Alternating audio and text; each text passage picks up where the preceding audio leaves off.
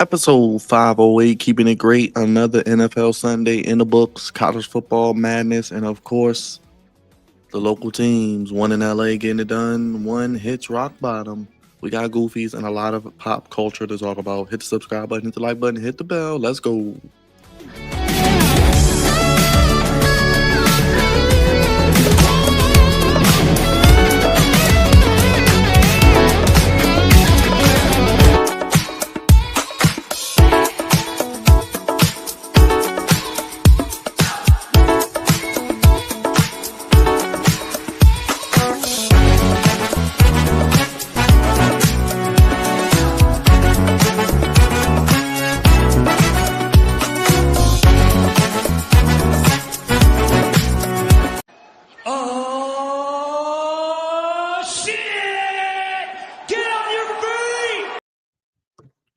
This is culturally inappropriate.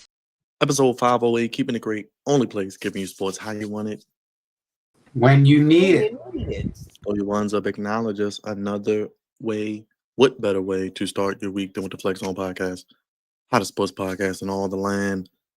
Open in the man cave yet again. Lots to get into. Don't want to waste too much time. Yours truly, God's favorite host, Flex On One on all social media. Everybody in the chat, appreciate the love. Hit the subscribe button, hit the like button, hit the bell. We're going to talk about it all. We're going to get there each and every way we can. And of course, we got Goofies with Cravante, NFL picks, and all the game ball, not so game ball. Let's get things popping with the social media producer, the man who makes your streams pristine, the man who will be at the bank on Sunday, hopefully helping the Ravens get a win.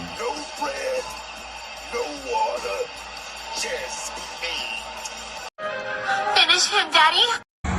That's one big son of a bitch! Finger licking good special. That's what I'm talking about. Yeah, helping us get a win. Yeah, all right. That's all I got. It was a victory Monday for this man, the Commander Lawyer, the voice of reason, one half of the founding fathers, captain of the Goofy ship, Cravante, baby.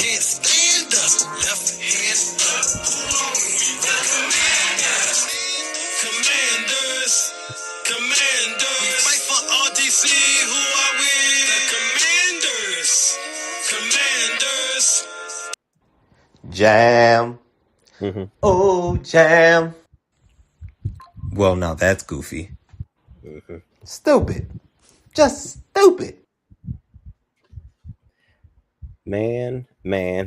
What a game, guys. Definitely what a game. We'll get into it a little bit later. But yes, victory Monday feels good. I feel like we could get on a run. But yeah, I think talking about what's going on with you guys is probably a little bit more interesting. Last but not least, the OTC, the Flex On Messiah, Jersey Dre, Mr. 25-8, the A-lister, Pride of the East Side Savior, Misbehavior, Mr. Morgan State University, the super producer.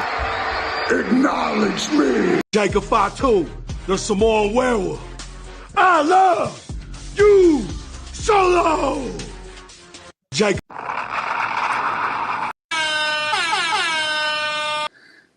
Hey, gentlemen. Man, I mean, it's been a long weekend, Ravens Nation, but I ain't got enough for you, man. Just get to it. You out there YNing out there. That's why it's been a long weekend. Wait till the Morgan State University's homecoming.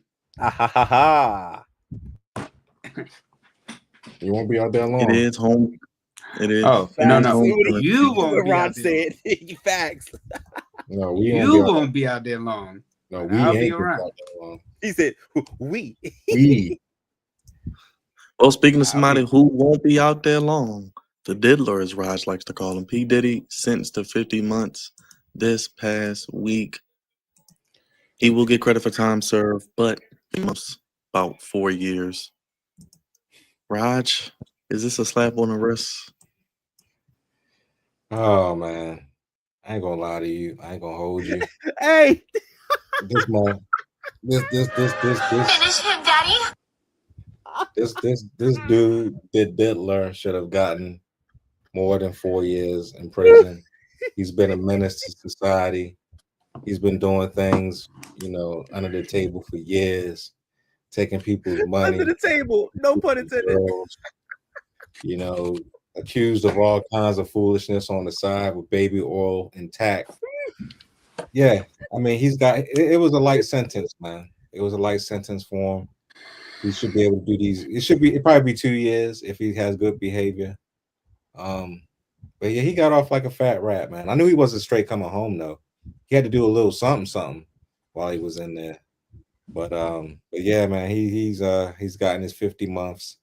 The judge was laying his ass out in the courtroom saying that he needs to get help while he's in jail right now. So yeah, man. Puffy, you're an idiot. But you know what? You make great music. And we'll once you come home, we'll forgive your goofy ass. You know, we'll forgive you. Yeah. There you go. That's the Puffy story. I hope everybody learns from this.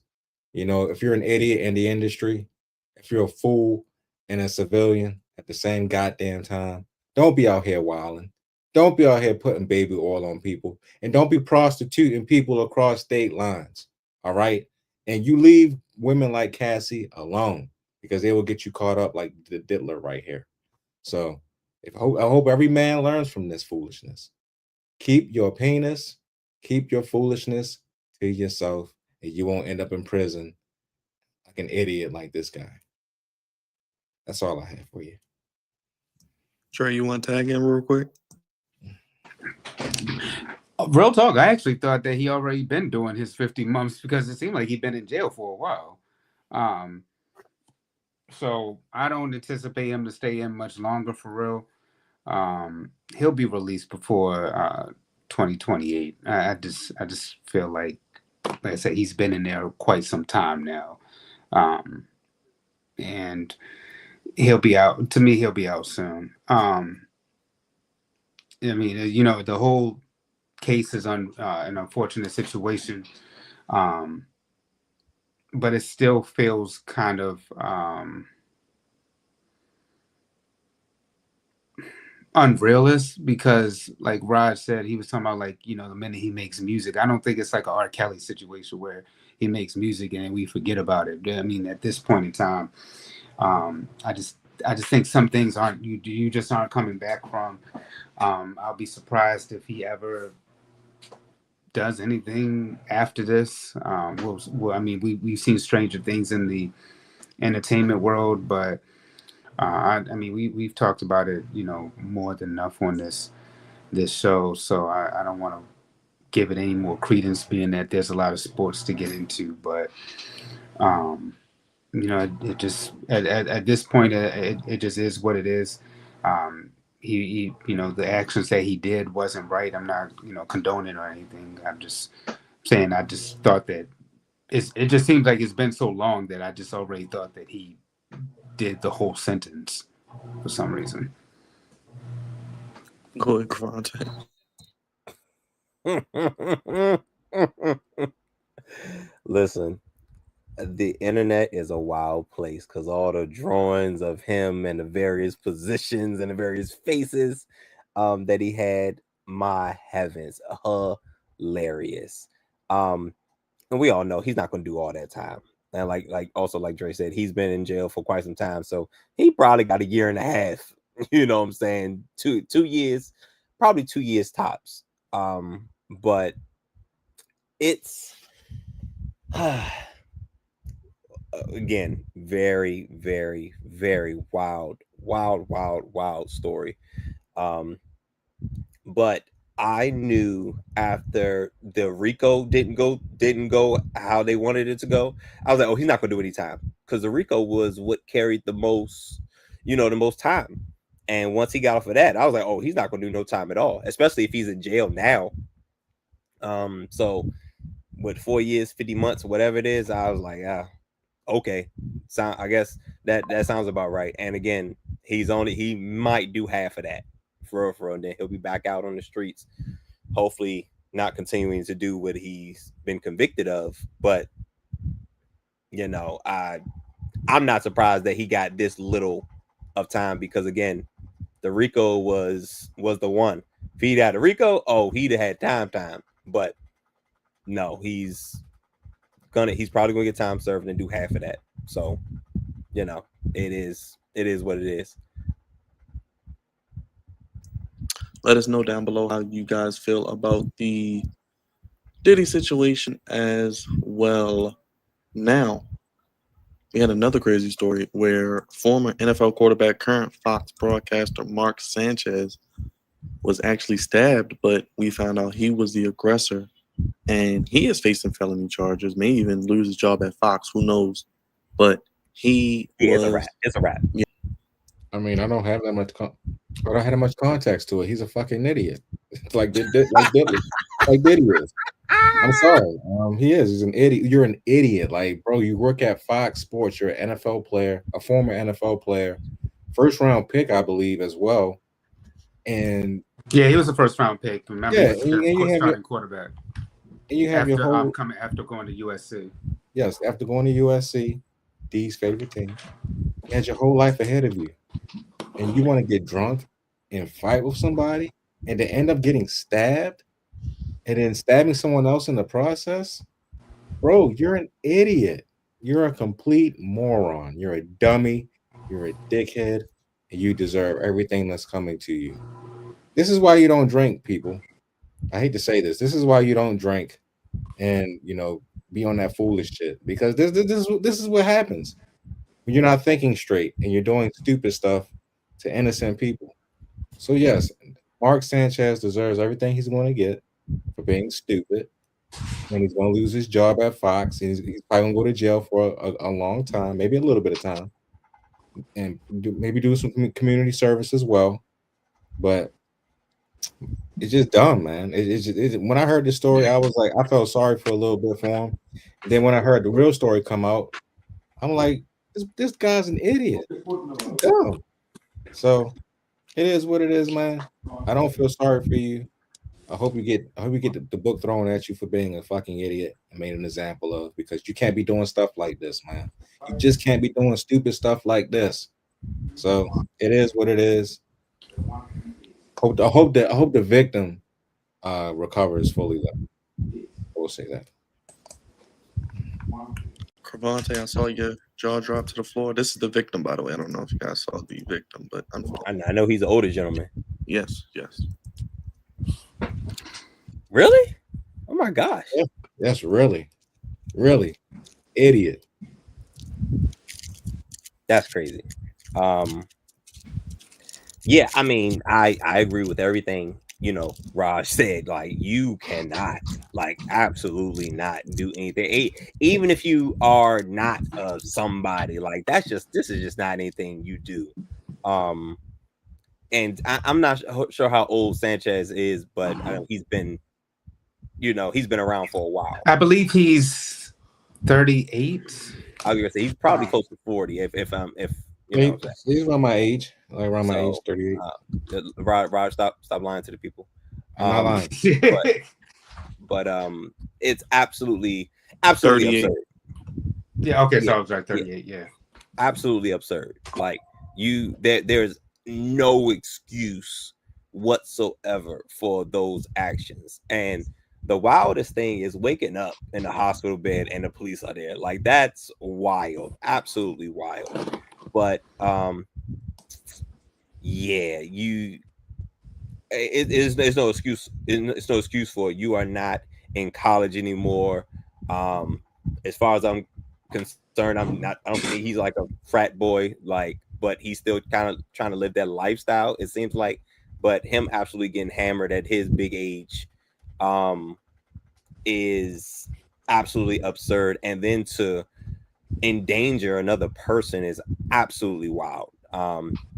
He deserved everything that he got and what is absolutely, coming to him. And because what do we talk about? And I'm wild, and it's crazy because I didn't see the video. Like you said, Byron, my jaw dropped because I was like, I didn't see a video. So but no, that's absolutely crazy. But that happened to the other guy? My gosh. Yeah, man. I see why it went from misdemeanor to felony. Like, you're wilding, bro. And whole time I heard it was over a parking space. So Mhm. even worse, man. Even worse. Drizzy Dre, go ahead in there, brother. Man, like I mean, everybody hit it on the head. Honestly, it's just utterly ridiculous. You would think with all that money and the position that you have, being that you're at Fox Sports, you're a former NFL quarterback, so you know how to carry yourself with the position, and you go around doing foolishness. How are you drunk?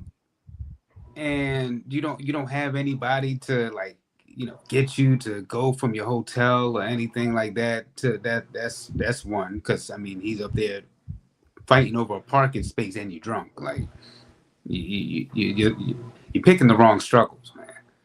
And then you get into an altercation with an older man, and then he stabs you. Like the whole thing is just mind-boggling, because like I said, you would think that being a former NFL quarterback, you're on Fox Sports now as a contributor, contributor, commentator. Like I mean, I've seen this guy like on Colin Cowherd's show several times and other shows on Fox Sports.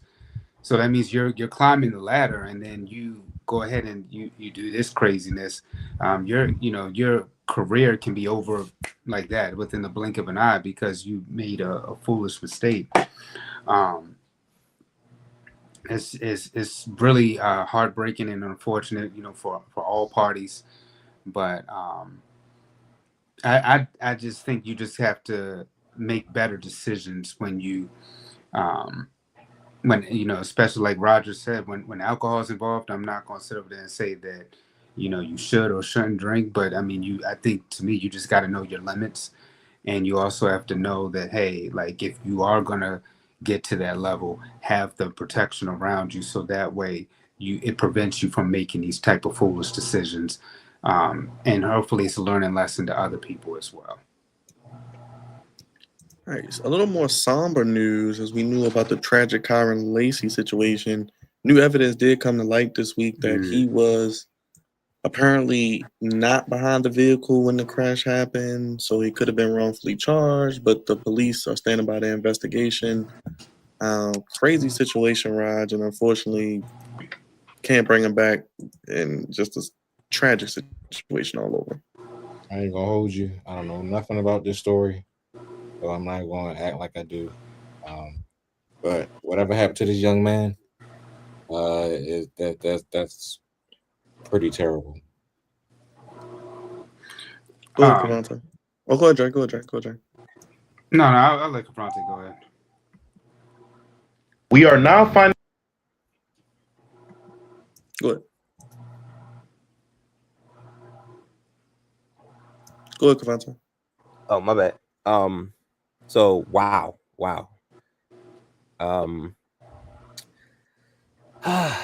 Good old justice system. Good old justice system. It seemed like this was like a kind of a sham. They just saw the flashy car, the young black boy, young black man, and tried to pin this on him. And video evidence came out later on, and he was completely behind, like well behind, the incident, the accident. And then later on, he was like in a pursuit chase with the police, and once the chase was over and the police, I guess, caught up to him, he shot himself. Like that's pretty much the gist of it. But it's so crazy because just like we were saying with Mark Sanchez, now obviously two very different situations with somebody who's already had their career and one who's was trying to get his career started, because he had a very pretty decorated career with LSU, and had his whole life ahead of him, and that he felt the need to what I'm saying, he felt the need to have it go this way is very, very unfortunate. Very, very unfortunate. I'm sure he felt an immense amount of pressure, just trying to defend himself from something he didn't do. And in our community, that happens a lot, unfortunately.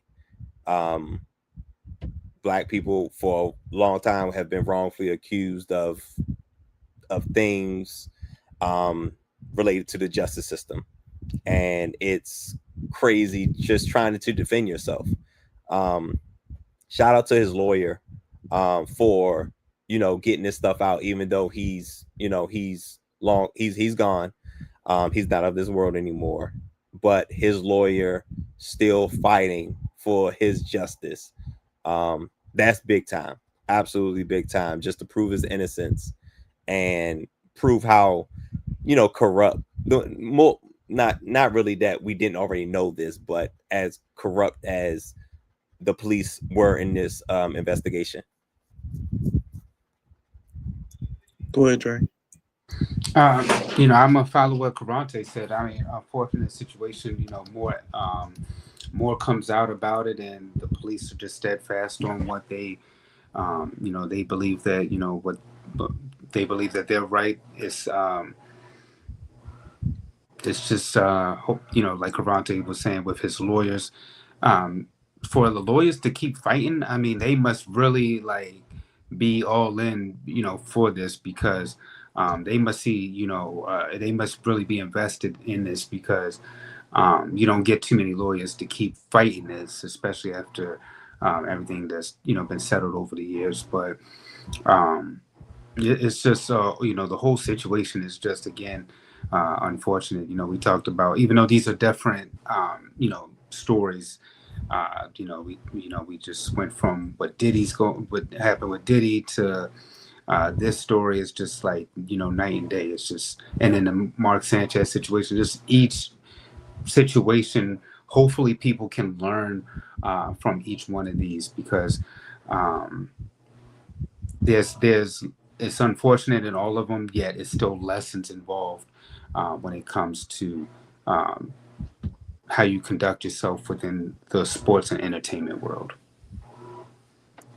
We will keep you guys posted if any new other details emerge. Dre, it's funny that you're right there, brother.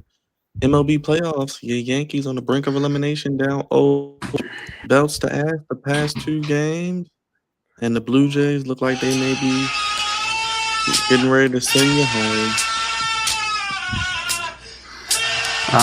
Yeah, I'll admit it's not looking good for us at all.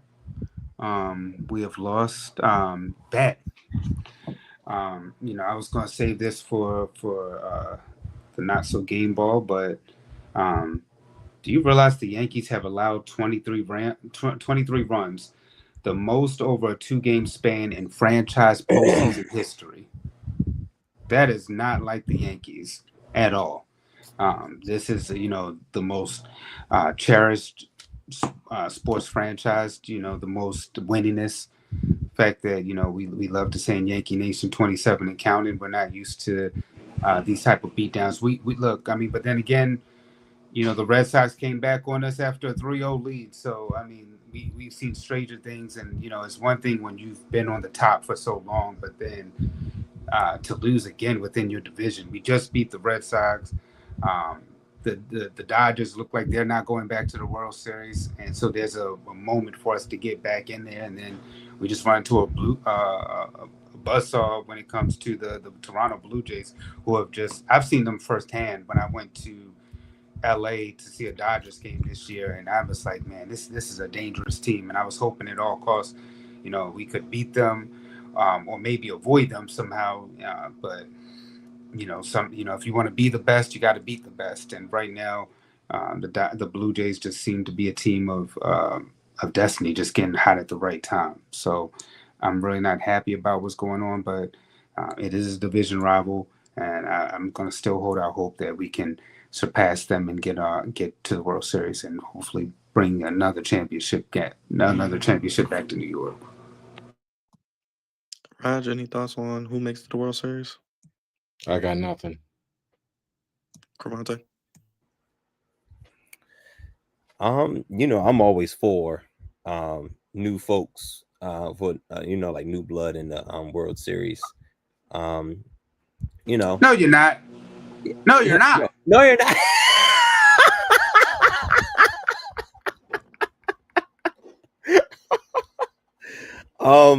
As long as the Yankees don't make it, so we don't have to hit nothing from Dre. That's always great.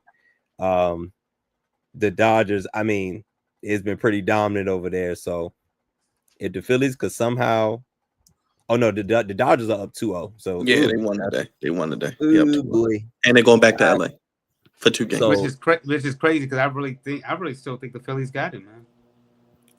It's best of 5, Dre. First of 3. It ain't 7 games. I already say they got to win the last 3. Which is possible, I'm sure. But against the Dodgers, that's an uphill battle.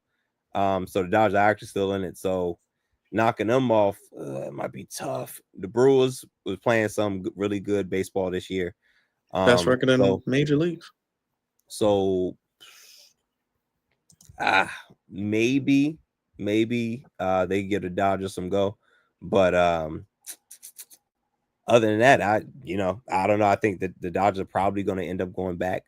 And I guess the Dodgers and the Blue Jays would be an interesting matchup.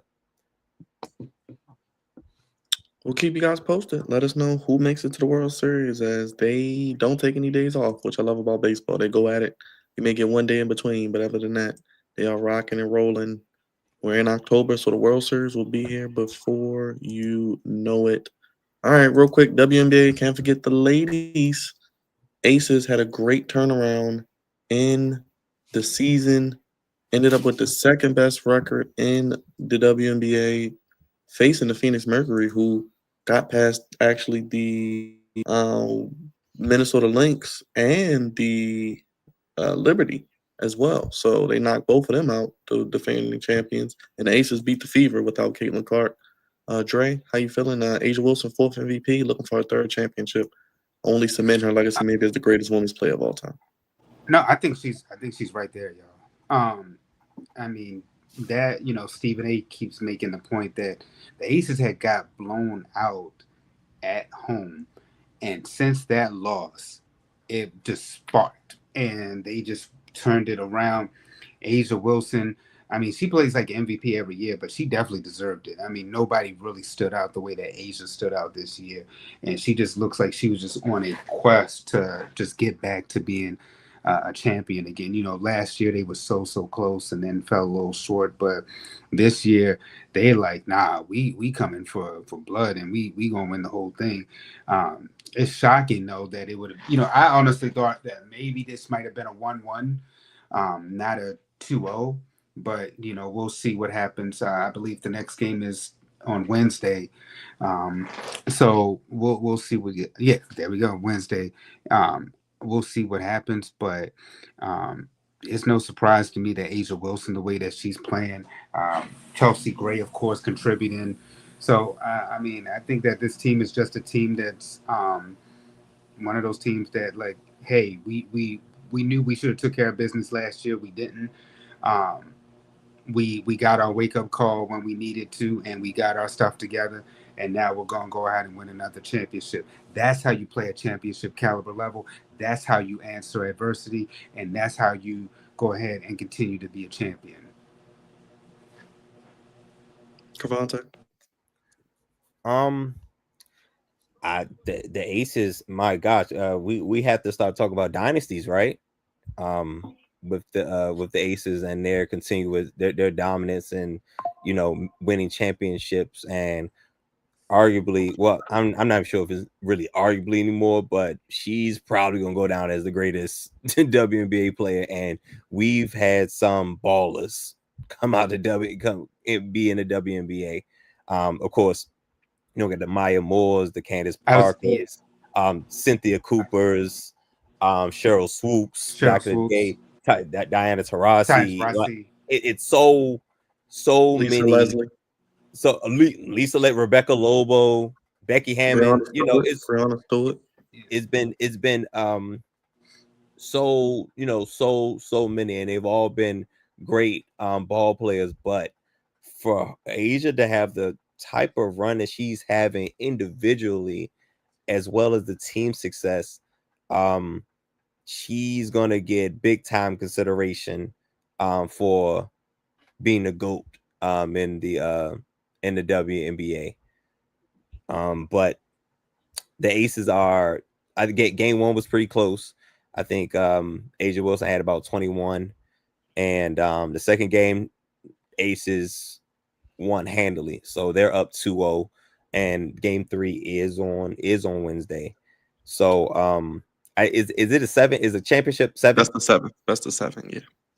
I don't even think it matter. I don't think I don't think the Mercury might get one game. They might get one game in this series. I think the Aces are just the better team.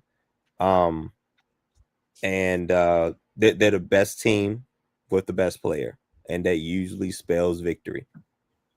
You know, Karante, I was thinking that when you were making a list of names, the one that stood out to me the most was Maya Moore, because of her 4 chips. But if Asia wins number 3, she starts getting that Patrick Mahomes, Tom Brady, because I mean in the NBA you really can't say well, I mean I guess you could say how Kobe was to Jordan, where it's you close, but we'll see if you can get there. But Asia, I mean, Asia's got a few more MVPs than Maya, but the fact that Maya has 4 chips, yes, and then was able to win, also the way that she won on the collegiate level, that's the one to me that Asia has to. And she's only 29, Dre. She's only 29, so she's still got 4 or 5 more dominant years. The Olympics overseas as well. Yep. And she, I mean, I know that the WNBA is going through their issues right now with their commissioner, but I mean, in a league where we've talked about Caitlin Clark so much, but then you have this woman here, Asia Wilson, who is without a shadow of a doubt right now to me the best player in the WNBA. I mean that's not even just talking about the MVPs, not talking about the championships. Just when you just see her out there, she just looks like the clear-cut best woman out there. You really will have a hard time stopping Asia Wilson. And like I said, this is what champions do. They answer the call, and it looks like she's on her way to another championship. She already got another MVP under her belt. Looks like it's about to come another championship. I know the job's not finished, but it just when I'm just seeing her out there, it just looks like you said, we may be looking at the greatest WNBA player of all time. And I know that was something that they were trying to give to Caitlin Clark. When it's not to say that Caitlin can't get there, but it's just right now, it's just you have to know whose time it is. We talk about so many times in the NFL, Patrick Mahomes. We talk about other players in around sports, but right now Asia just seems like the woman right now in the WNBA, and I don't know who's going to stop her. She has she has like a dynasty with MVPs.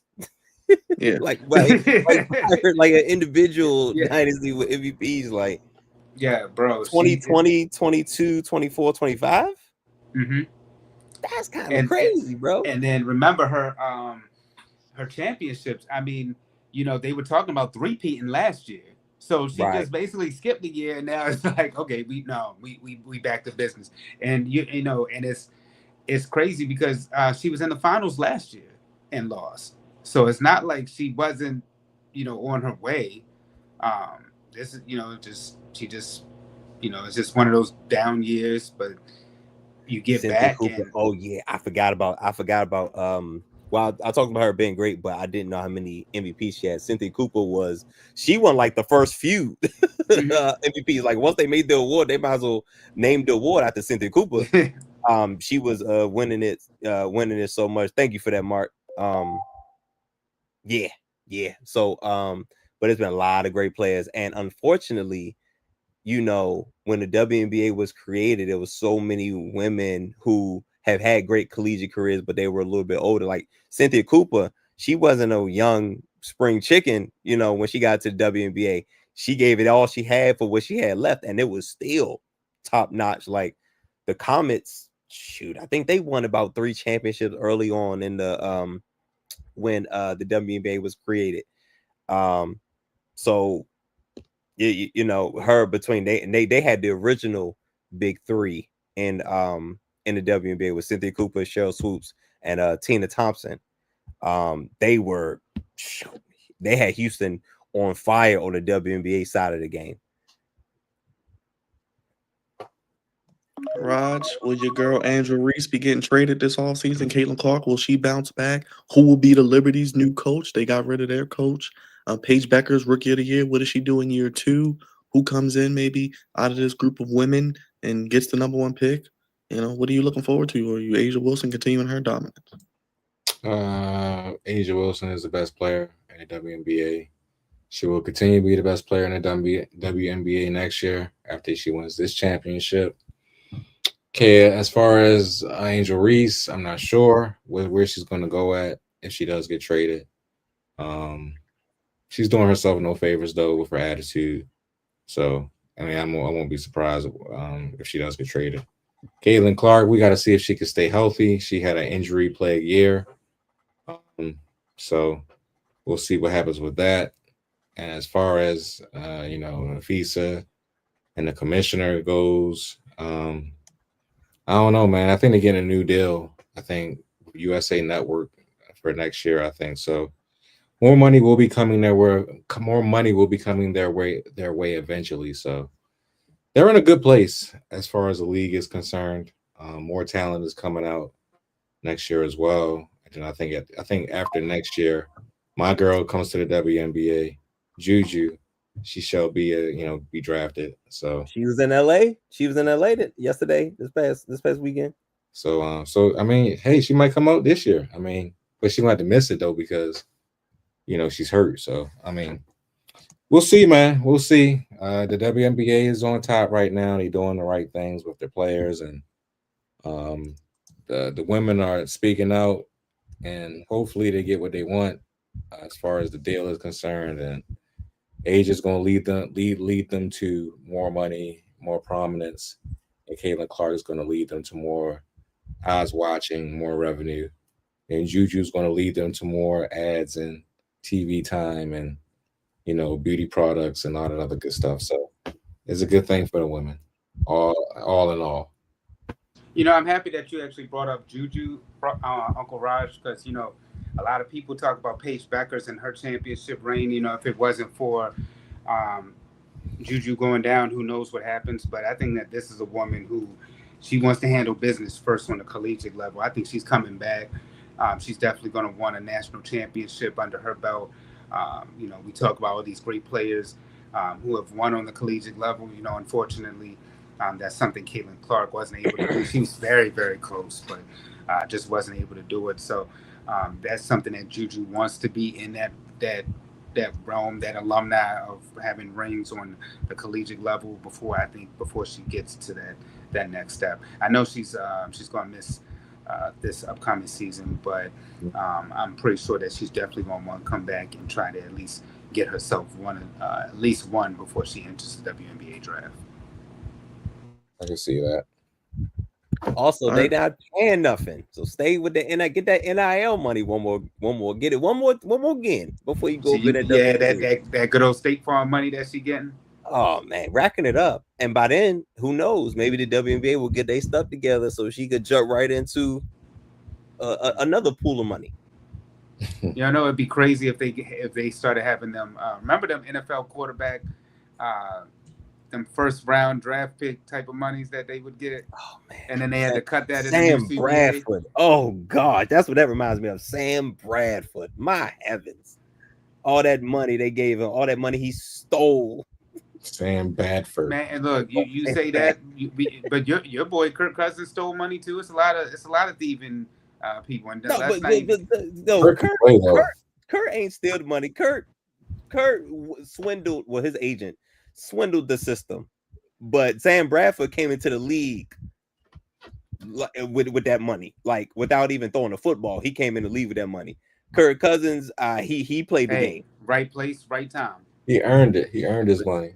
for sure, and I'm cool with that. I can agree with that, especially the money he got in Washington, because with them back-to-back franchises, I was like, yeah, go rack that money up. He got like 40 mil before he got the guarantee in the fully guaranteed in Minnesota. So hey man, more power to you. But that Sam Bradford, they was like, yeah, we got to stop this. They taking too much of the money and end up like Jamarcus Russell. Oh, Lord. Well, speaking of Washington, speaking of LA, the Commanders play a compete game against the Chargers. Cavante, 27 unanswered points. Yeah. And they get a 27-10 victory, dominating victory. And there you go. LA to see JD5 with the rest of the fans. Look, there she is, Raj. Look. Handshake. Oh my! She went to go see her boo. I mean, I'm sorry, to see her buddy. Oh, I don't. That's her cousin, hey, look, man. They're not cousins, Dre. They're not. Oh, I thought they confirmed that. Look, she's not having that, Dre. She's not having it, right? Nah, mom's was right there. Mom's was right there right to there the in left. front. I believe. She was right there to But the they're left. not cousins, so he can entertain. He can fornicate. I mean, he can communicate with her. Wow. My heavens. Finish him, Daddy. What's wrong with you tonight? She's not having it. She's not having it. Sleepy, bro. Hey yo. I'm just being honest though. He can, So thank the heavens for JD5. He comes back and he literally has changed lives in DC. I tell y'all, it was an uphill battle. I thought it was great that he's able to come back. If y'all was able to catch a little bit of the game, he had a brace on his knee. So I was concerned about that because y'all know me, quarterbacks and braces. Y'all know how that go. So having some flashbacks, but I'm like, okay, JD's a little bit smarter. You know what I'm saying? So look at Thomas Edward Patrick Brady getting that pick with mama. Greatest white man of all time. Come on now. He has usurped white Jesus. He's usurped white Jesus. Still funny. Smooth with it too. Ain't he smooth out there? Come here, baby. Come here. You know I got these rings, baby. Hold on. But I great game. It started off shaky. Y'all know I was sending a lot of notes to Byron when things was going on. After Jay and Daniels had missed the last 2 weeks, he had to shake out the rust. And early on, it did not look great. He looked out of sync. And I just put that with whoa. I just put that with, hey, I hate both of y'all. Yo.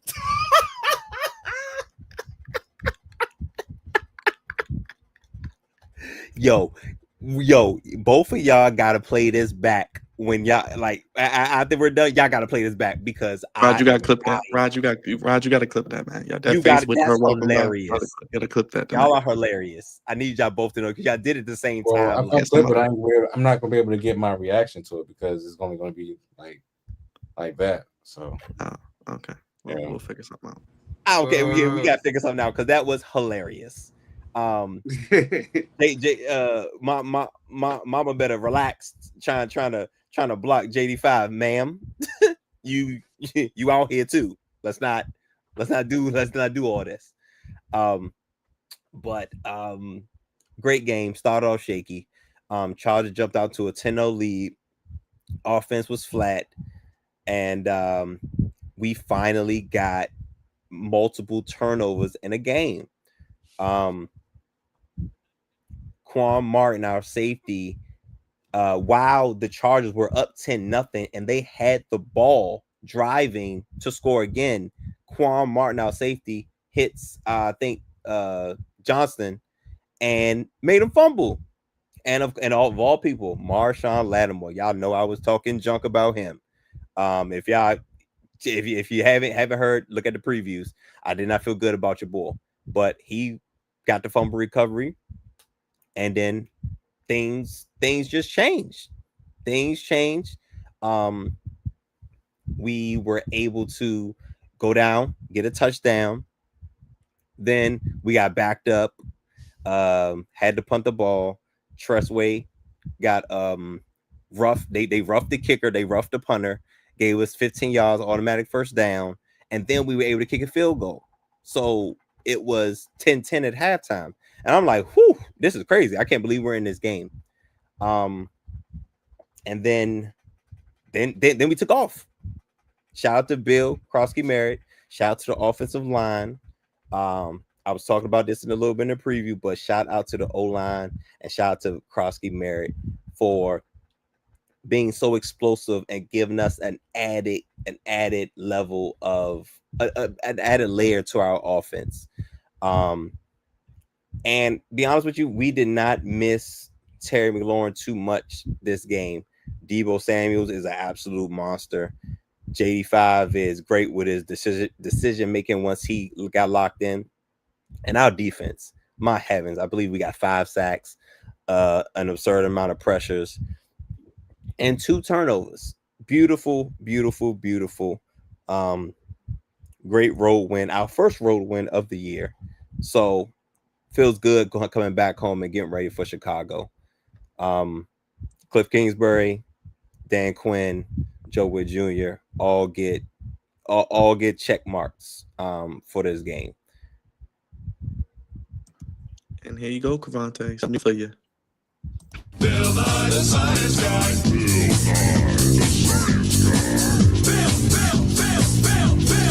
Bill Crosby, man, with a little bit of how you like me now. Commander's Rule. We got this guy. I don't know if y'all know him, but his name is Bill.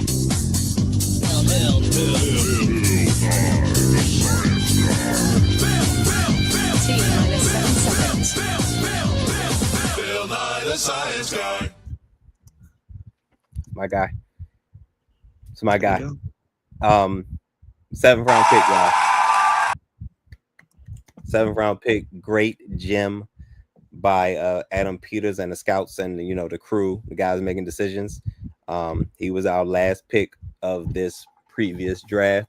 And again, what is JD5 doing in this picture? Y'all want to know what he doing? Y'all want to know what he doing in this picture? Trying to getting out there and blocking people. That's what he doing. I could afford him. Because if you don't get out the way and let Bill do what he do. It's hey, that's a quarterback putting his neck out there. The team going to probably love him for that. Oh, no, they love him already. They do. JD5 ain't got to do nothing else to prove what he means to this organization. Washington loves him. That's a guy that can go to anywhere, and I bet you everything's free. Absolutely. JD5 and your mama too. She good too. You know what I'm saying? You know what? You're right. Mom is good over here. Yeah, she good over here too. Not what I meant, but okay, I got you.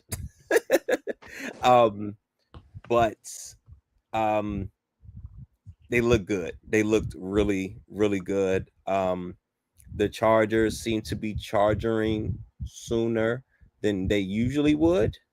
It was not a great weekend for the Harbaugh brothers. I will say that it was not a great weekend. But Commanders going home, get ready for Chicago, back to the scene of the crime of the Maryland Miracle Hail Mary. So Caleb Williams will be come back to his home, just like JD5 just did. He just went back to Cali. Caleb Williams will be coming back to DC to I know he wants a payback. He definitely wants a payback for how that game ended. But very, very, very excited. This was a complete victory on all stages, all phases of the game. The Commanders played well, and 27 straight points, and pretty much keeping them scoreless for three quarters. Pretty top tier. So shout out to all phases of the game coming to play. Everybody in the chat, thank you guys for joining us. Episode 508. Hit the subscribe button, hit the like button, hit the bell. Every thumbs up helps us out tremendously. You can super chat us. Let's get to the main event. The reason you are here: Baltimore Ravens reach rock bottom, get blown out at home, get embarrassed 44-10 to the Houston Texans. And this was the scene after game in Baltimore.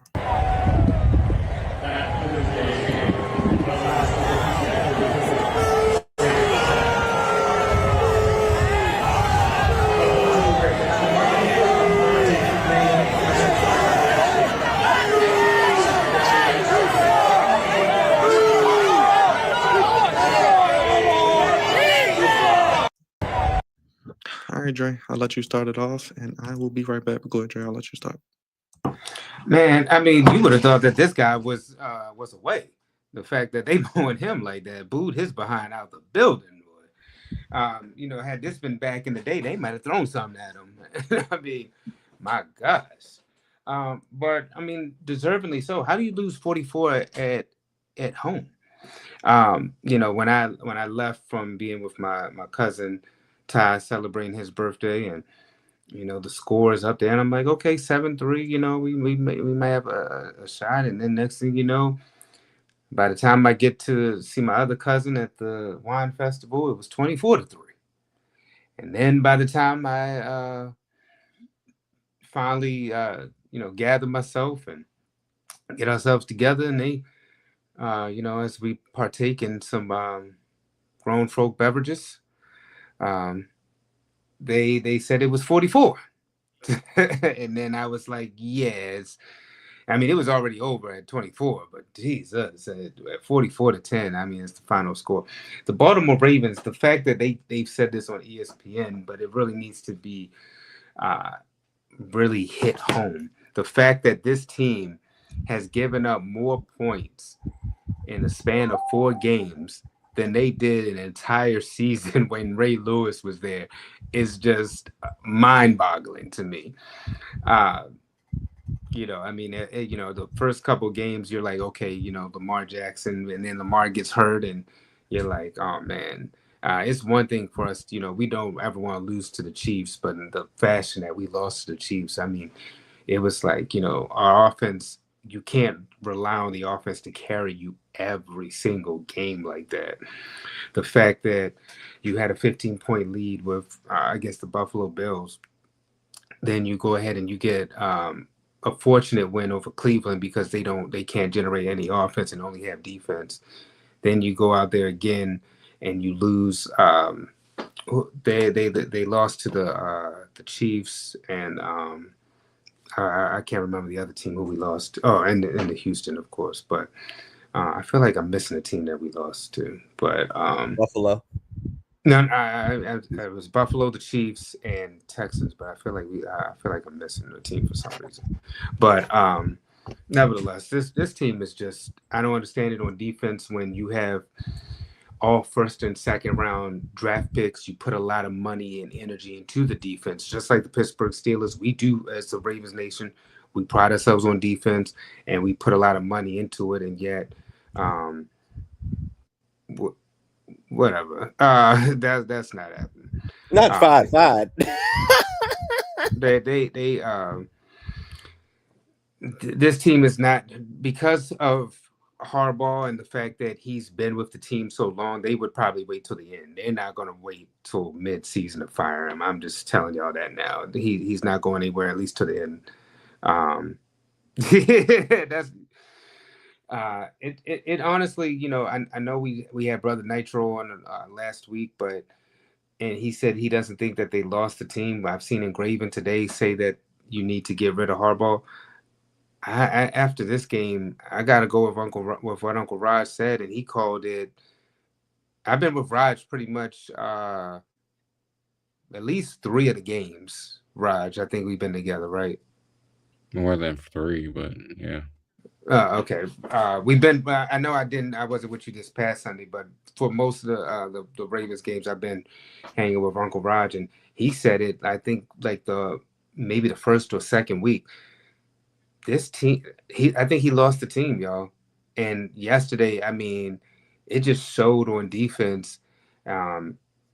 Offensively, we struggled, but defensively, it honestly looked like sometimes they just gave up. Like they just really just didn't care to be there. This team looked ill prepared.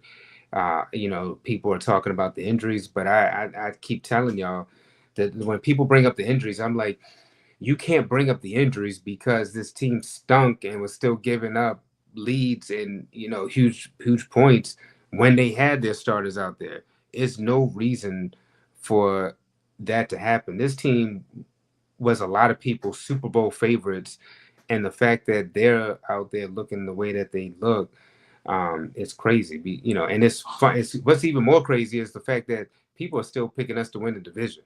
Not with that defense out there. We will definitely, a lot of people. This was a game we should have won. We were saying if we could just be 1-1, if you can win this game against the Texans, and then you would. We all expect the annihilation to happen against the Rams, but it is any given Sunday, but it's just not looking good for this team, and I don't know how you turn it around that quickly. Fortunately, we are going into the bye, so hopefully we can get people back, but I'm just not sure that a bye is going to be able to turn it all around. I've seen stranger things happen before in sports, but it just doesn't look good. Even with them out there, their only hope is Lamar Jackson, but even with Lamar out there, you've seen him put up crazy numbers doing spectacular things, and then something crazy happens where Derrick Henry's fumbling the football, or somebody makes a drops a pass or fumbles the ball, and then the defense can't stop a nosebleed. So it's just like things that are just piling on. And I think I'll close with this. I think they said it best on Get Up today. It was Teddy Bruschi and Damian Woody when they said, when you're about 1-3, 1-4, and them injuries linger on a little bit longer, they're like, Lamar, you want to play this week? Nah, that hamstring's still a little tight out there. And there's no reason for him to rush back, especially if you know that you're going to probably end up losing this game on Sunday, and then you have the bye week. It's just no reason to rush Lamar back out there. But even, him, as we would talk about Josh Allen with the Superman cape, even if he does that, we've seen it before where he's put up these numbers, and this team's still on defense. We've seen it last year with Joe Burrow too. If you can score points on offense, you got to score more than what your defense is giving up, and that's just not sustainable. And at this point, if the season is lost, I agree with Engraven on this. If the Ravens do not get to a Super Bowl, or at least the AFC Championship game again, then I ain't gonna go that far with Derrick Henry. But I would say that we gotta get rid of our coach. It's time to get a new voice in there, because you're wasting one of the best quarterbacks in the league right now, and probably the best player in all of football right now, Lamar Jackson. You're wasting his primal years right now on foolishness and stubbornness. Go ahead, Raj. The team is an the embarrassment. Lions. Thank you, Justin. The team is an embarrassment. I don't know what else to really say. They suck. They don't play hard for the Coach Harbaugh anymore. That defensive coordinator doesn't know what the hell he's doing. The players themselves, they just don't give a shit, man. Went to the Lions game. I saw a glimpse of it there. Lamar was doing his thing, but even Lamar himself, I'm pretty sure he's hurt, but it's just like they're just not equipped enough to get over the hump mentally. And physically they're all banged up, beat up, and it's just like they don't give a shit, man. So it is what it is. I feel bad for Lamar. I feel bad for EDC a little bit, because he thought he put together a good team. He thought the trenches were going to be okay, and then when BK gets hurt, Oway doesn't do shit. Kyle Van Noy's hurt. Marlon Humphrey's on his podcast. And there's other people just doing their thing. Jair is not healthy. He's never been healthy this entire season. Pat Ricard, we don't even know where he's at. He's on a milk carton somewhere, trying to figure out if he's going to come back this season or go on IR. So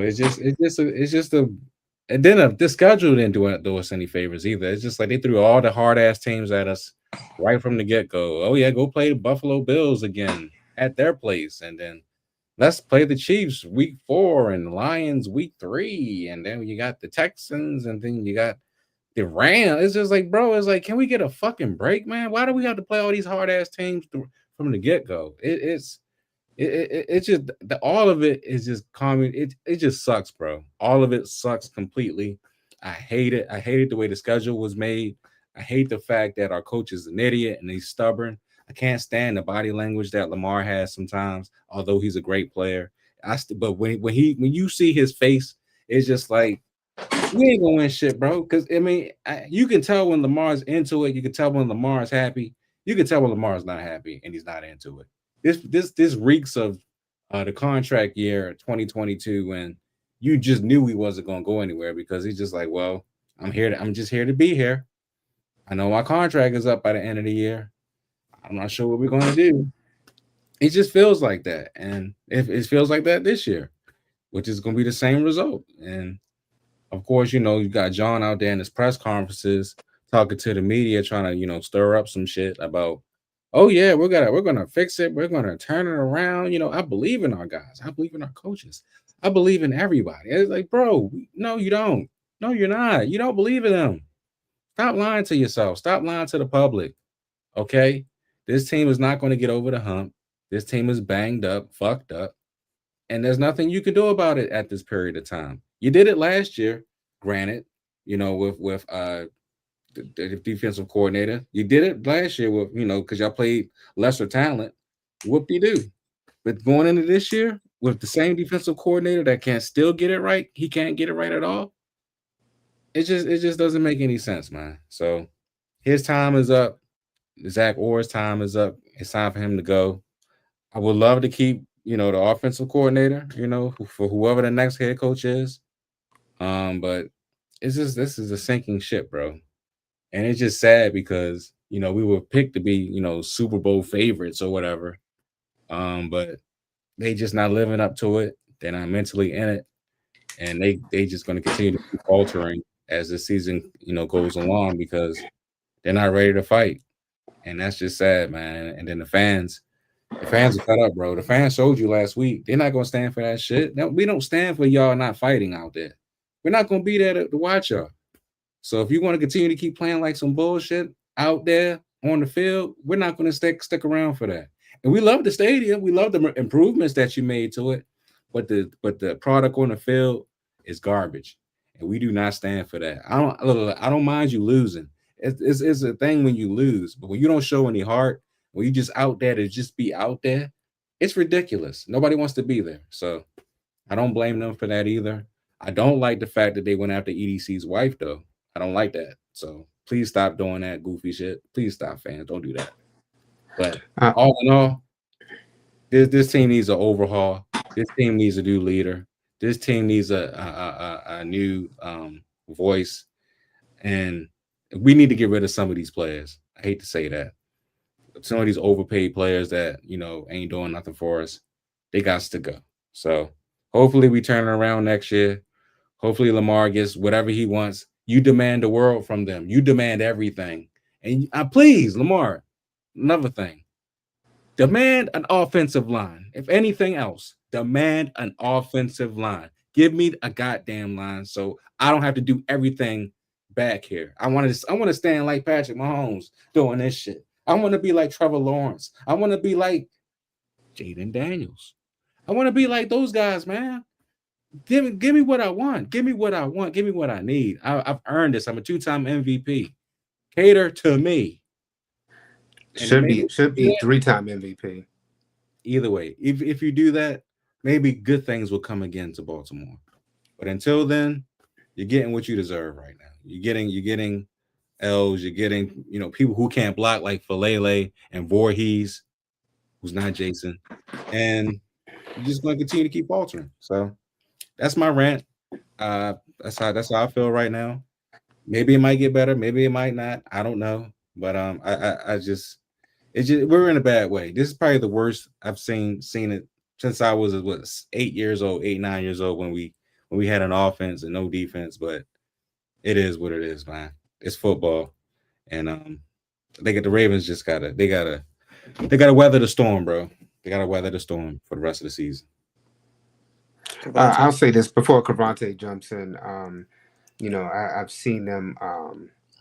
This team, honestly, we talked about, the Super Bowl year back in 2012, and then you've seen the changing of the guard when it was a team of like Ray Lewis, Ed Reed, Terrell Suggs, and you've seen how these guys were just shipped out, and it's been a different organization ever since. The team has just taken on a personality of their head coach. That's what it's really gone about. They're something in Ravens Nation we talk about is play like a Raven, and these men are not playing like Ravens. Honestly, they just seem just kind of content, like the head coaches. It's like, and I know Harbaugh's a player's coach. He's a good guy, but it just seems like he has his team and he kind of wants to win it his way, and they're just it's not winning at this point in time. What Rod said about the schedule, yeah, it's a hard schedule, but hey, the Ravens is supposed to be one of the premier teams in the league, and and to be the man, you got to beat the man. And I'll say this too. We talked about last year and all this controversy about Josh Allen and should he have won an MVP. They look stupid because this is, if you wanted to give it to Josh Allen, this would have been the year. We're in a down year with the Ravens because the Bills, it's just crazy how they had the number one seed, and then then they go out there and have an easy schedule compared to the Ravens. That's to me, it's just mind-boggling. Like Rod said, though, I'm not making excuses for the schedule, but I'm just saying that a team that did better than you actually made it further than you last year, and they end up getting the easier schedule than you do. It's just craziness to me. Go ahead, Cravante. Well, they do have the Dolphins and the Jets in their division, so there's that. I mean, we got Cleveland, who has no quarterback. We got Cincinnati, and we know they ain't got no defense. So I mean, I'm talking about the other teams, but the fact that we're facing the Lions, the Rams, the Chiefs, the Bills, we're facing these teams like Rod said, back to back to back to back. It's just craziness. Yeah. Man, where to start? That's a lot of seats, by the way, that are hot. Jesus, I didn't think it was going to be that many guys. Dable, we knew about Dable and Mike McDaniel, but geez, we didn't think that some of these other ones would be hot. Like even the whole Kevin Stefanski thing, Zach Taylor, yeah, I can see that one. Dang, Aaron Glenn already? That happens. This happens every year. It's always 7 to 8. You're right. But remember we were talking about it. We was like, who could we name? And we only could name like maybe 5 at max. Yeah, I think it was. So Aaron Glenn, that he popped up just because they're so bad, and when are they going to get a win is concerning. Like if they don't get a win by Thanksgiving, does he stick around that long? Like, unfortunately, no. But they'll get a win. Their quarterback play is so bad. They'll beat the Baltimore Ravens. We'll figure out a way to lose to them. You know what? But I think the interesting thing, I don't think it's Justin Fields. I think it's a collective. The defense, both of these teams, the Jets and the Ravens, are both known for having solid, above average, great defenses. And once, like you said, I can't even give John Harbaugh when he was fully in charge, he has nothing to account for. Like, what can he hang his hat on? Because we all know he was not the leader when y'all won the Super Bowl, when y'all won the last Super Bowl. He wasn't. But as soon as those guys left and he manned his ship, he hasn't. What does he hang his hat on? Because to be honest with you, I said this before, Lamar Jackson saved his job. Oh no, Baltimore Ravens Nation, we know that. Because that towards the end of the Joe Flacco era, it did not look good. You know what I'm saying? And when it's something to be said, when your team is continuously, and I'm talking about before this year, continuously losing the same way, giving up big leads in the end. And you have to look at leadership when it comes to that. And one thing about Jim Harbaugh, he has a little Aaron Rodgers in a way. He points the finger a lot. He points the finger a whole lot. And that's not anything you want, you know what I'm saying, from your leader. And he doesn't make adjustments. He just does it. I don't know what the conversations are like during the game with his coordinators, but it doesn't look like much adjusting is happening. And again, You're the head coach. Everything good and bad is on your feet. It lays at your feet. And I've been thought like, yo, he should have been gone. He absolutely should have been gone. I think his voice is stale, and I think he's lost the locker room. I completely agree. I think he's lost the locker room. Especially the way they're losing. Like, what you mean the 2000 Ravens gave 165 and they gave 177 in the first 5 weeks? That's absurd. Like, Ray Lewis and Ed Reed got to be shaking their goddamn head like, ain't no way. Y'all gave up 5 weeks worth of points, that more than we gave up in a whole season. That's absolutely absurd. And they didn't have nowhere near the quarterback, the caliber of quarterback that you guys have now. It's absolutely absurd. And I think John Harbaugh absolutely has to go this year. I know we talked about it earlier about all the rope, especially when Nitro and all them, when Nitro was on, how much rope he has. Hey man, these losses keep racking up like this. I think it's over at the end of the year. Like, I think I agree with you, Dre. I don't think they're going to do no in season stuff. But these losses keep racking up like this, like big time blowouts. Yeah, he's out of. He has to be out of it this year, because at this point, Raj, and you know this just was anybody else, don't mess up the money, because folks will not show up. The Ravens are not used to this. Ravens fans are not used to this. They're not used to this. And you putting up a trash product, because at the end of the day, you win and you lose. But to put that product out there, that losing effort, no, absolutely not.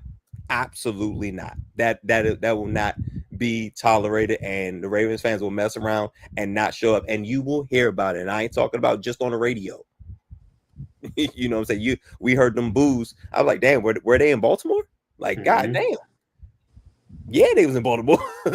But you know, the way them fans was disgruntled and upset and leaving, it's come on, bro. And again, you're not gonna mess up the man up top, but you're not gonna mess up Rashadi's bottom line. So if he has to let you go, I don't care how cool he is with the executive team and all that, you can get put out if you mess up the bottom line. And I feel like he's lost the locker room, which means eventually he's gonna mess up the bottom line. Even when Lamar comes back, it may be out of reach. Depending on what goes on with the Steelers, somehow, some way they happen to win during the bye week because everybody lost. Let's get the game ball now. So game ball, Raj. Let's get to it. Also, Jaguars beat the Chiefs by 3. Game ball now. So game ball, Raj. Jeez, wow! I didn't see that one coming. My game ball goes to CJ Stroud for slicing and dicing up my sorry ass Ravens defense. He got that get right game, and he lit us up like a Christmas tree. So he's been struggling the first 4 weeks. 4 total touchdowns in the game. So now he has 8. Congratulations to him. Congratulations to the Texans as they head into their bye week. My not so game ball, it has to go to the New York Jets. They're just awful, bro. Damn it, Raj. They're just they bad. They real bad. I have avoided trying to slide them. You know what I'm saying? I wanted to give Aaron Glenn a little rope, but he's completely hanged himself. Like literally. Like I think he might get fired probably after next week. They go 0-6, 0-7. There's no reason to keep him. I mean, the fan bases already don't want him now. Our guys over at what is it called? Forgot the channel name, but you know what I'm talking about. My man Tyson Roush and his boys over the Jets. Let's talk Jets. Jets. Yeah, my boy Tyson Roush, he's already like, man, F this. He's already going off on him, bro. So it's not a good sign for him, man. And this team right now is just in limbo. They losing to everybody. And I don't know what's gonna happen, but they stink right now. They 0-5. And it is what it is. But that's my game ball and not so game ball. Well, Trey? now I have to change it to an honorable mention. My honorable mention, not so game ball, was going to go to New York sports. That included the Yankees, the Giants, and the Jets. I thought you were going to just do the Yankees, but never mind. Okay. Oof. First of all three teams lost this weekend. Oh, good. Yankees down 0-2, Jets lost, Giants lost, and they, you know how the Giants were after the whole spiel about getting Russell up out of there and putting Dart in, and then they still laid the egg over there. How you lose to the Saints or the Aints? I mean that's utterly ridiculous. Maybe there was too much partying, you know. I don't know what they might have got down there early. I don't know what in the world these boys were doing, but Jesus. So my real not so game ball has to go to I'm kind of eeny meeny miny mo on this, but I'm gonna say the Chargers for Chargering. How do you lose 2 games in a row after being called the best team right there in the AFC? A lot of people had high hopes on them, talking about how good they were, but now they're trying to make excuses, talking about they you know how they lost their left tackle, but they lost their left tackle at the beginning of the season. So I mean, it's kind of like then they lost the left tackle again. Yeah.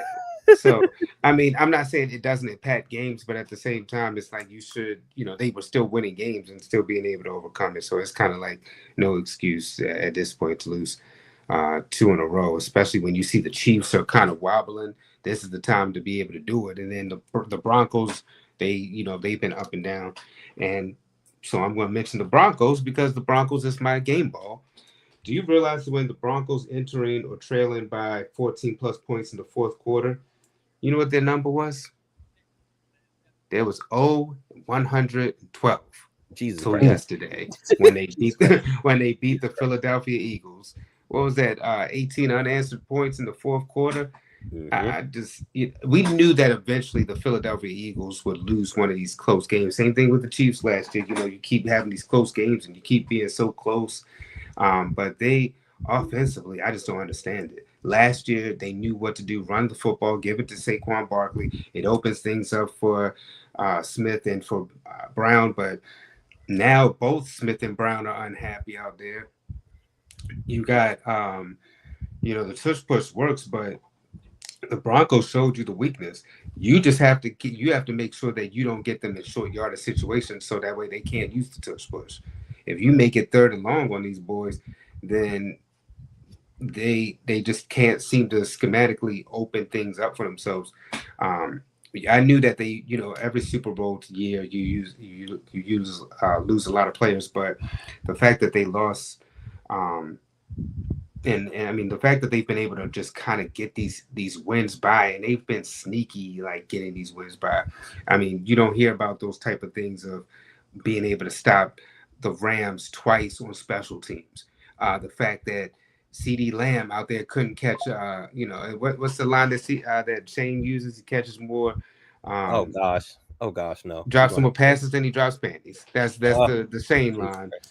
But seriously, I mean, if CD Lamb catches, maybe one of those balls, then we're talking about a whole completely different, team. And I mean, they're up there talking right now about how Dak Prescott's got MVP chance. So this Philadelphia Eagles team, I'm not saying that they're not going to make the playoffs or anything, but they definitely, at this point, when I was saying that it's the Rams or the Packers to me that come out of the NFC, they're making me look like a prophet right now, because this Eagles team is barely holding on.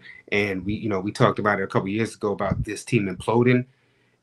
If it keeps going like this, they're probably going to implode. And then what happened the last time that happened? They went up there they got in the playoffs. I think they won like 9 or 10 straight, then started losing all the rest of their games, then got kicked out in the first round by Tampa Bay. And they seem to be on the same trajectory if they keep this stuff up. So hopefully they can fix it. But, we're talking about trade deadlines soon coming up. A.J. Brown could possibly be on the trade deadline. I mean, I would love to see him in a Ravens uniform, but I don't know if that happens or not.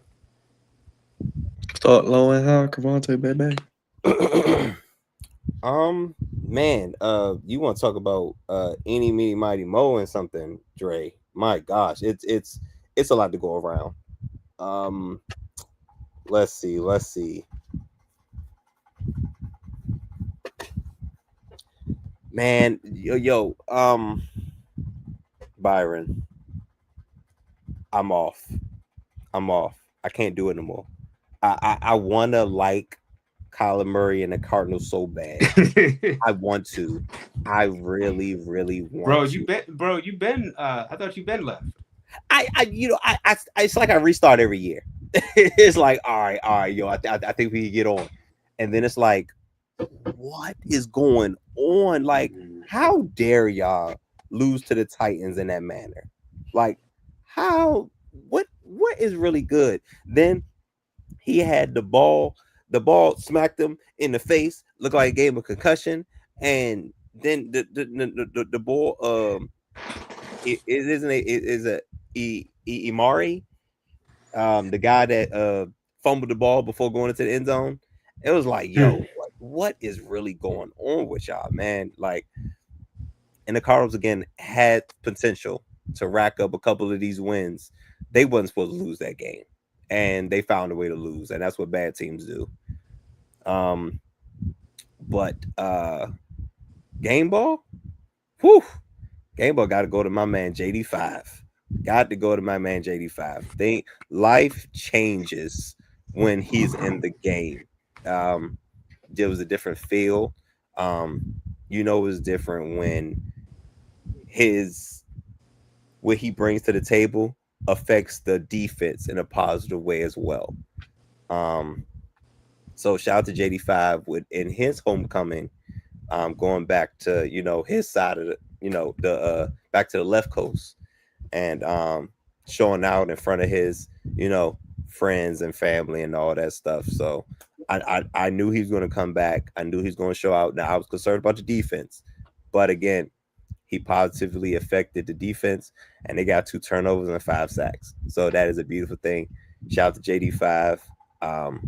Wishing him well with his continued health, with that knee injury.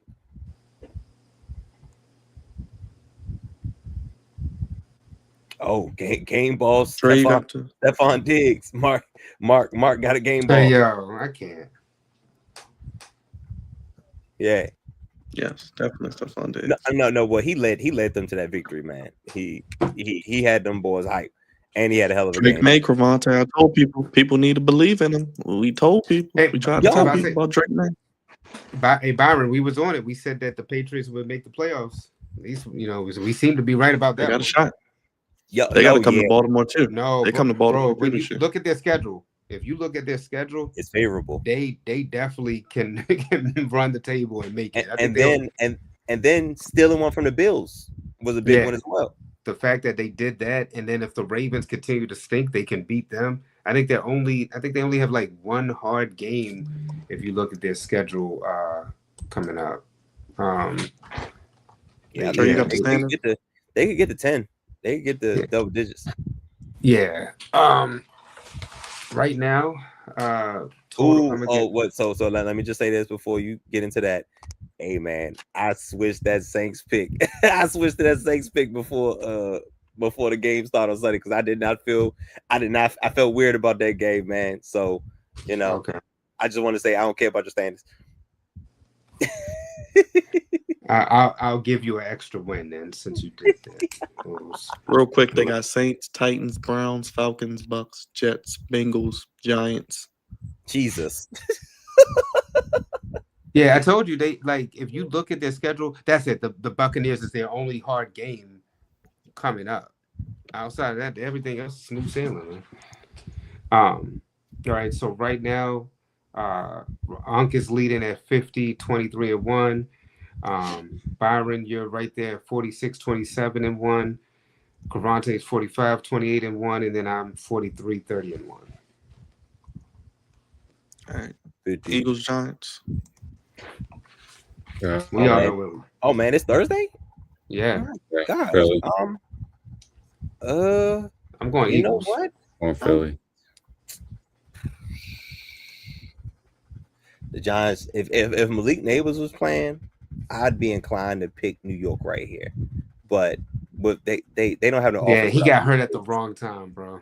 Yeah, and that's why they lost to the Saints. And that's was like, yo, I don't know who Jackson Dart's gonna throw the ball to.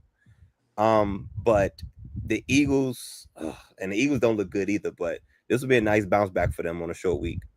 Yeah, if the Giants could generate like a running game and had somebody opposite of Neighbors, I think that's the problem. Like with Pittsburgh, I think if Pittsburgh would have kept Pickens and then had Metcalf, then you could have at least had a dual threat. Luckily that's the one thing that Chicago does have is at least they have dual threats. But no, I'm gonna pick Philadelphia. Broncos, Jets from London. Oh, we already know Broncos. Oh! Cardinals, Colts. Go ahead, drop the horses, Mark. Oh, wait a minute. I'm sorry. Let me do the Russell Wilson. Let's ride. There you go. Yep. Cardinals, Colts. Yeah, we going. Colts. I ain't picking Cardinals. Chargers, Dolphins. Chargers. I'm not picking Chargers. Let it get back. Patriots, Saints, Patriots. Steelers, Browns, Steelers. Yeah. All right, this is an interesting one. Cowboys, Panthers. Cowboys. I think I want to go Carolina. I feel weird about the Cowboys going to show up, and the Panthers play good at home. Give me Bryce Young. I'm taking Cowboys. I mean, I got them boys. Yeah, give me the Panthers. I think they're hyping them up too much. They're hyping up the Cowboys too much. Give me the Panthers. I mean, it's not a hype. It's just that I don't trust Carolina. Oh, T-Mac over 100, Cavante, against that secondary. T-Mac over 100. You know what? Put me down for Carolina. Put me down for Carolina. Anytime touchdown too. T-Mac over 100 yards. Book it. Seahawks, Jaguars. This is going to be an interesting game. Jaguars 4-1. Seahawks. Stop the Hawks. Mike McDonald 10-1 on the road, by the way, as the Seahawks coach. And they're actually, the crazy thing is they're not good at home. I'm gonna take the Seahawks too because I think they get. I'll take the Seahawks on the road. They got to get back. They played a great game. Just came a little short. Rams, Ravens, Rams. Rams. Titans, the Rams. Titans, Raiders. I mean, Jesus Raiders. Christ. Yeah, Ew, I don't know. No, wait. What you say? Everybody said who? Raiders. Nah. Did you see that before? They almost became my not so game boy. I don't know what the hell's going on. He only put up 6? They lost 40-6. Nah, I gotta go with the Titans on this one, bro. I can't. I mean, the Titans don't look that great, but the Raiders just look like they just look like trash right now, bro. They are, but 1-4, and you got your head coach is Pete Carroll. Geno Smith out there. Titans the worst trash. They are. They want Raiders because the Titans are 1-4 as well. Bengals. I mean, I'm going Bengals, Packers. Yeah. 49ers, Buccaneers. That'll be a good one. Buccaneers. At home, I don't know how much longer the 49ers can survive with all these injuries. Yeah, give me the Bucks. Lions, Chiefs. Lions. Yeah. Right. Wow. I got the Chiefs. No, I got the Lions. I'm not picking the Chiefs. Oh, okay. You got the Lions. Okay. Buffalo. So everybody picking the Lions? This is do or die. Give me the Chiefs. I'm gonna go Chiefs. Chiefs. Picking the Lions. I'm gonna go Chiefs. I'll go Lions too. I'm gonna go Chiefs. Bills, Falcons, Monday night. Buffalo. Yep. Give me the Falcons. I think they take advantage of Buffalo's defense. I don't think Buffalo's defense is that good. They got a little exposed yesterday. If Stephon did that to them, Bijan and Drake, I think they might have a big game. Give me the Falcons. I don't. Give me the Falcons. Give me the Falcons. Bears, Commanders. I'm going Commanders. Commanders. Vikings, Texans have buys. I'm actually gonna pick Chicago. Okay. Byron, who you got? Give me the Commanders. Okay. Yeah, I think Caleb and them boys, they especially off of a bye, I think they got potential to be upset. Ready to get goofy, Cavante? Sure. Of course. Something wrong here. Jam. Oh, jam. Well, now that's goofy. Stupid. Just stupid. Just. What is going on, guys? What is going on? Welcome to Goofies of the Week, sponsored by the Flex Zone. I appreciate you guys for giving me a little bit of time. So let me tell the good people what I thought was goofy this week. We deal with all levels of goofiness, high, low, in between, some funny, some not so funny. But we talk about it all. And there's a couple things that I wanted to talk about. And Byron, could you help me with the pronunciation of DiMarcado? Is it DiMarcado? DeMarcado, yes. DiMarcado. I'll start. I guess I'll start light. I'll start light here on this one.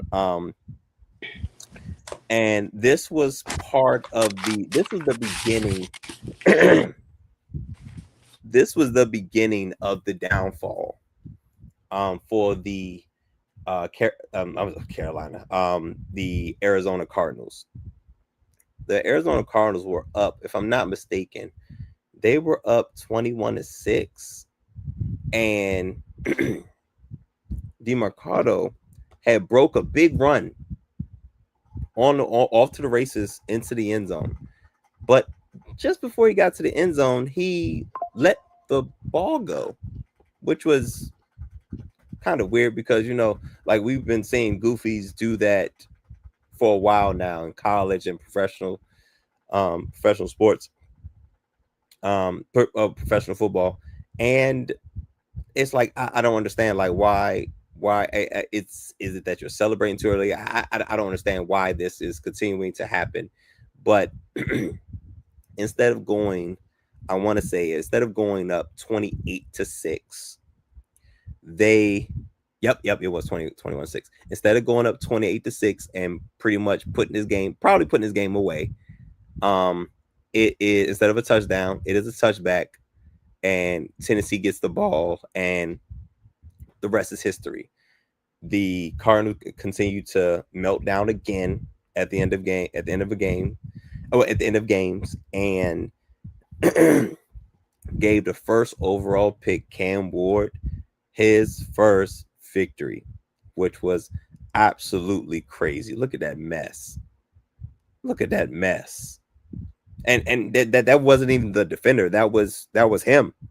That was absolutely him. So, and that was 21-6 with 12 minutes left in the fourth quarter. They could have went up 28-6, and this game probably would have been over. But he was lacking awareness in this situation. Very, very goofy. And unfortunately, it led to the beginning of the end of the Cardinals in this game. So that's one goofy. But there is another. For those of y'all that's been under a rock, or haven't been getting much sports news, former NFL quarterback, former USC Trojan quarterback, Mark Sanchez, was involved in a very bizarre incident where he was wounded pretty bad, so much so that he had to go to the hospital.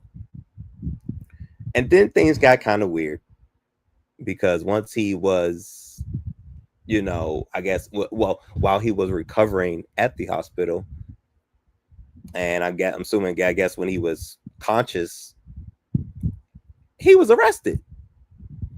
So I'm like, well, goddamn. He wake up recovering from the hospital, and he is arrested. This is weird. What's going on?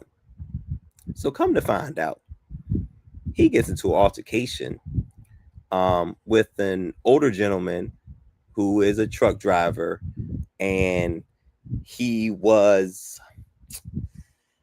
I want to say he was getting, I think he was picking up like oil or something like that, something like a lot of it. from different places, and I think at the hotel that he was at, I think it might have been a Marriott.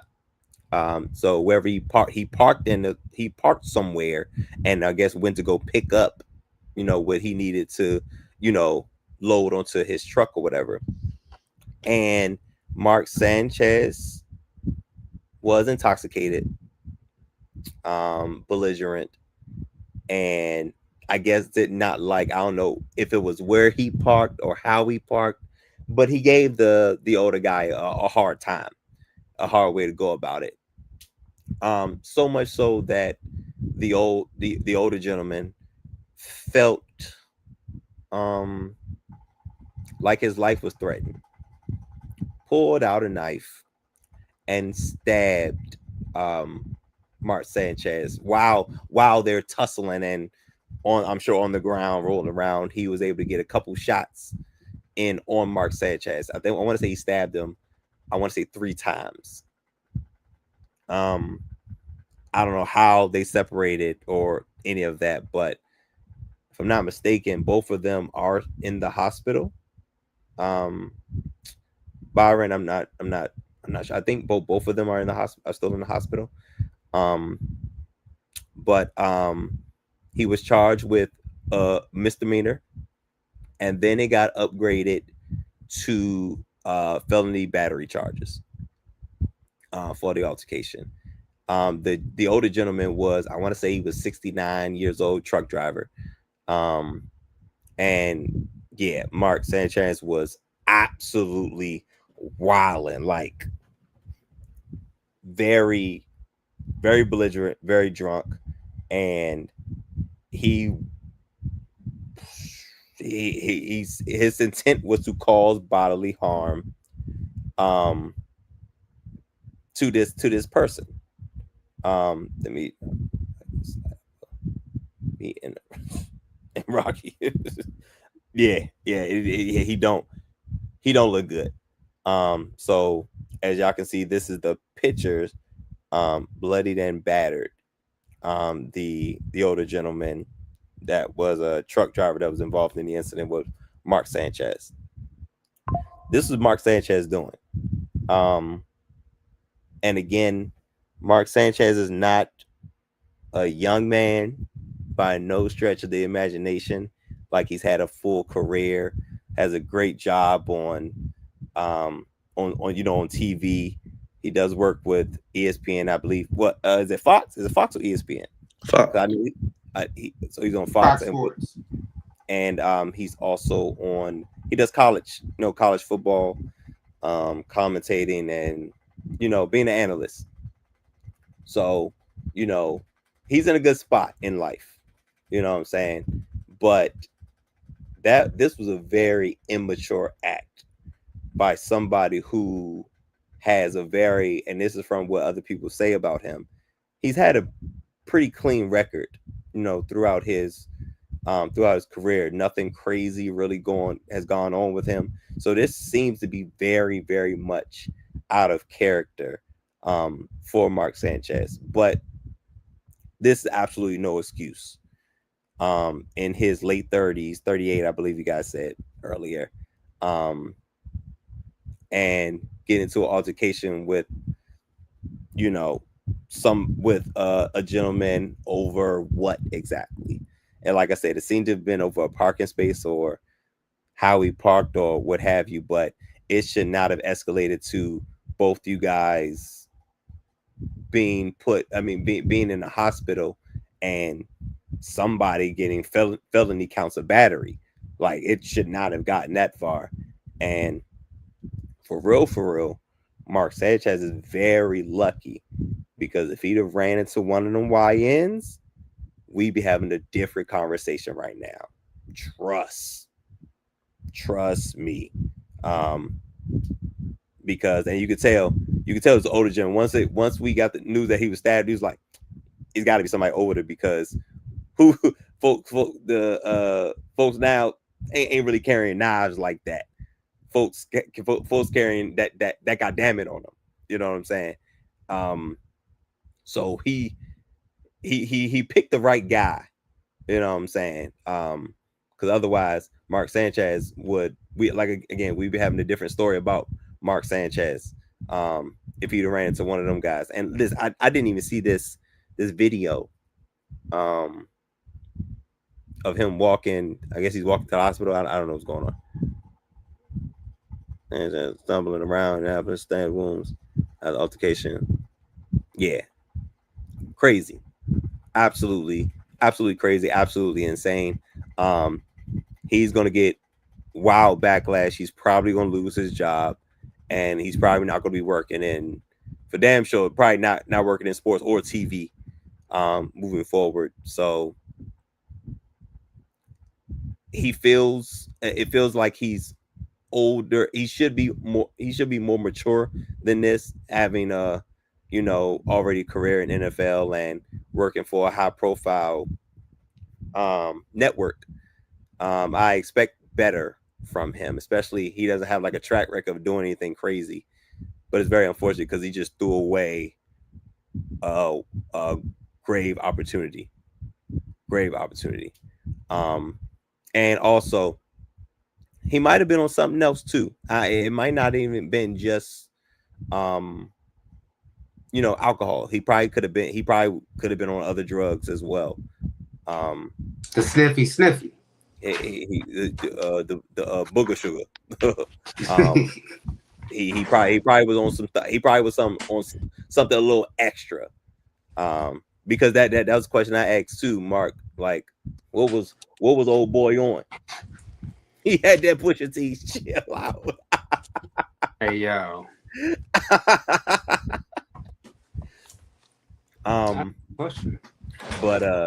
But yeah, so very unfortunate. Hate to hear it, hate to see it.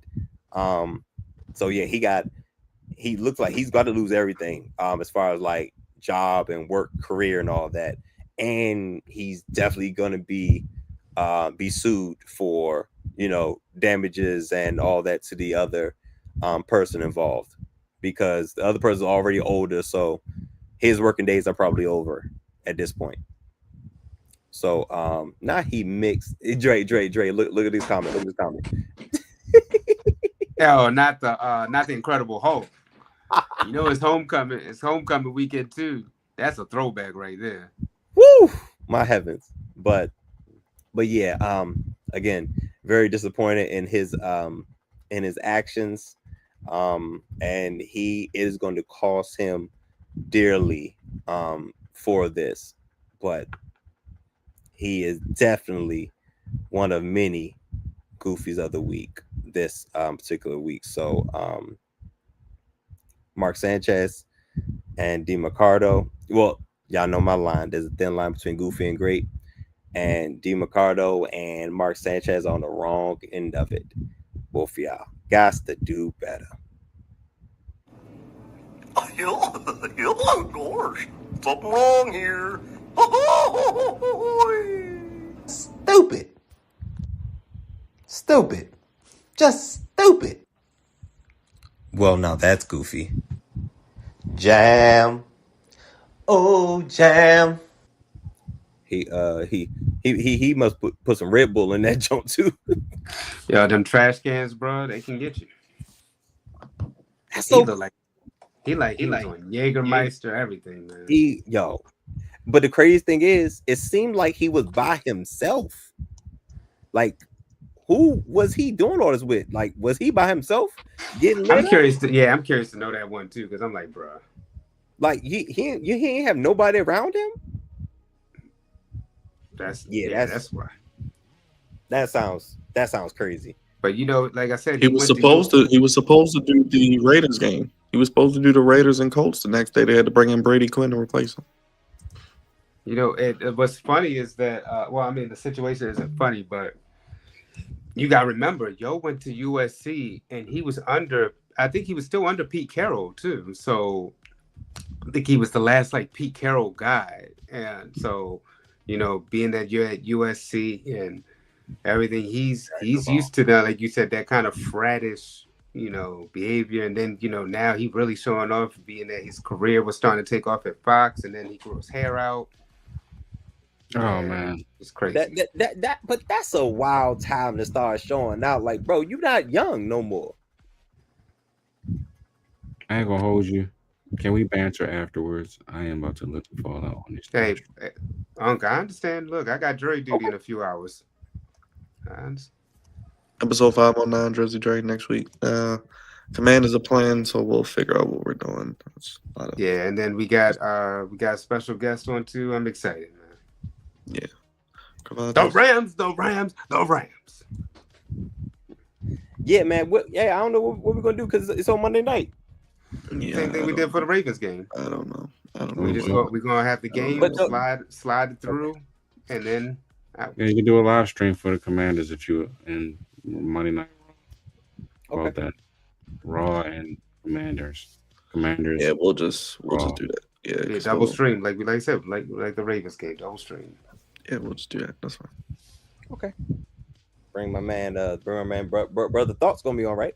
Yeah, he's a Raw guy, and he's a Raw guy and he's a Rams fan. Yes. But yes, please like and subscribe to our channel. We do all kinds of things on here, so I don't feel like naming everything. But just please, if you like Ravens, if you like Commanders, if you like Maryland football, if you like baseball, if you like wrestling, you just hit the like and subscribe. Check us out, and don't forget to become a member if you would like. So there you go. Yep, join us tomorrow. We got a big night, Title Tuesday, NXT Showdown, TNA. So 2 streams, 2 wrestling shows at once. My head is going to literally explode. Yes, mine is already exploding as we speak. Wednesday, may not have anything because no AEW. Thursday, Cravante and I will preview Commanders and Bears. SmackDown on Friday. And then 8 a.m. on Saturday, Crown Jewel, WWE, and then Maryland, Nebraska, 3:30. So got a busy day there. Sunday, stay tuned. Got some obligations, so we'll have some Ravens content later that night, possibly. And on Monday, Commanders. And episode 509 and Monday Night Raw as well. For Cravante, Dre, and Raj, everybody in the chat, hit the subscribe button, hit the like button, hit the bell. Watching on X, come on over to YouTube. Search what we do. Tap in, plenty of content to get lost in. Hit the like button. And as always, like Rod said, become a member. As always, Cash App in the description. Only place giving you sports how you want it. When you need it. So your ones up acknowledge us. We're out of here. Episode 508 in the books. We'll see you with more content tomorrow. Have a good night, everybody. Thank you for watching.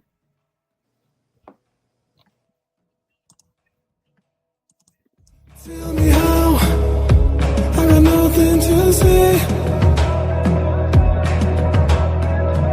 Tell me why, but my dreams don't explain. 'Cause I'm not the one.